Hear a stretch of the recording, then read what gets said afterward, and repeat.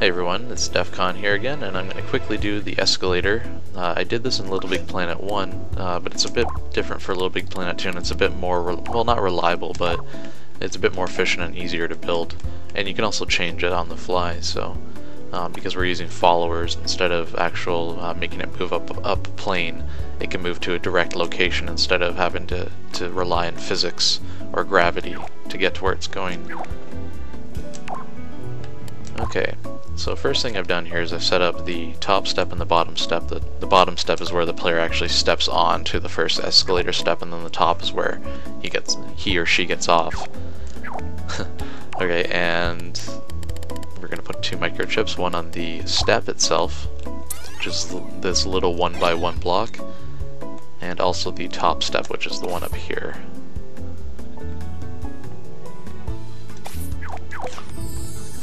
Okay, so let's set up our top step first. So the steps we'll be using followers. It's going to be a lot like the hoverboard build. Instead of using 2 movers, we're going to use 2 followers that follow this green tag right here. And we also need a anti-grav to keep the top step up in the air.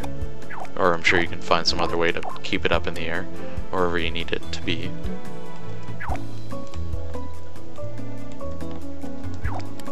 And then the step itself. So just go ahead and put the follower on right away.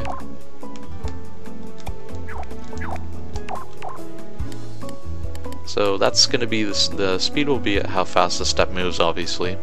The strength will be if it's going to start off right away, or if is it going to gradually build its speed up to that speed. So we want it to be 100% right away.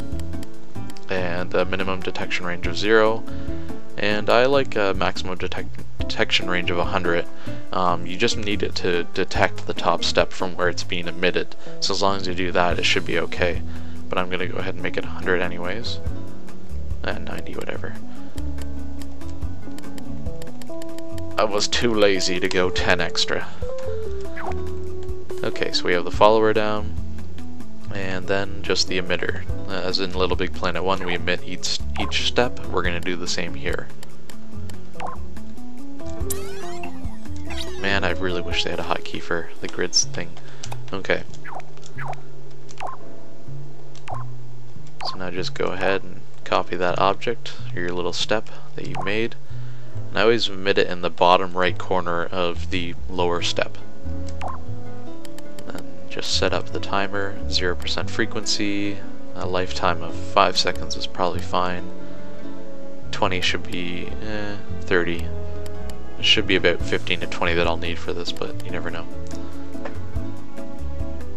And I just put it to disappear instead of dissolve in case you have an issue where you do have too much spawn. It's just going to disappear instead of adding more lag, because there's an effect that happens right when something dies because of that. So disappearing is, I think, the least heaty thing to do. Okay. So now my steps are going directly to the top step, but one bad thing, obviously, they're not dying when they get there. We need to kill them when they touch that step.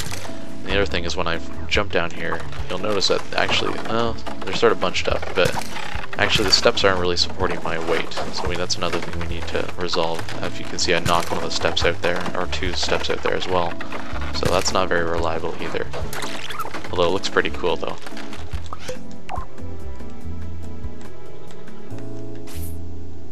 Okay, so first off, I'll go put another mover on there. That'll resolve the strength issue of me knocking the step out. There's one other thing we can do to increase the strength of the steps so we can't affect it. But the other thing, the more important thing, is to actually get it to die.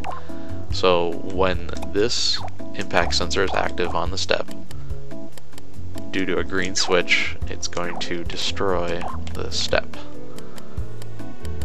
And that's what these 2 components are going to do. So just connect your impact sensor up to the destroyer, and I like the disappear effect again. Alright, now let's go ahead and look at that again.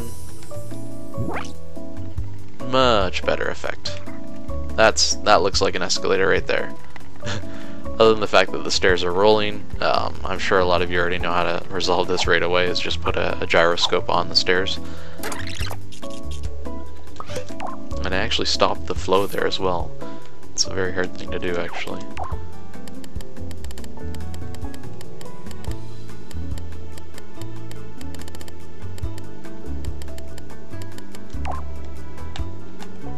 Sometimes I get lost in the components.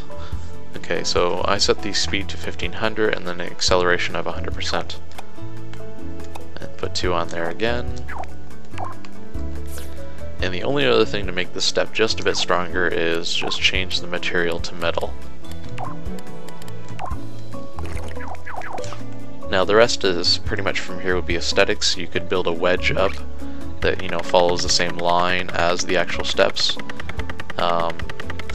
You might want to actually put on a material tweaker that actually gets rid of the fapping sound. It's up to you though if you like it. It all depends, right? It's preference.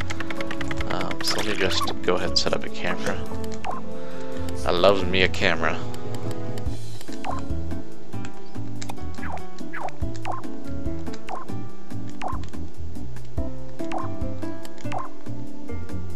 Have a tweak there. Hold time 0. Let's watch DEFCON set up a camera. Yay! Okay. So now, that's a little bit better. So now if I jump from the top step and use the bottom, I hit one step off there a little bit. The way to make it a bit stronger or more stronger is to add more movers or followers. But keep in mind your heat will go up the more followers you have on the actual step. Or maybe you could reduce the limit of steps. Obviously I'm not emitting 30 right now, so I could probably get away with 20. But that's pretty much the tutorial for now. Keep in mind that if you go at slower speeds, this will still work, but if you go at slower speeds with weaker materials like woods or something like that, it will actually not work at all. It'll just be really bad. So anyways, thanks for watching, and see you later. Bye.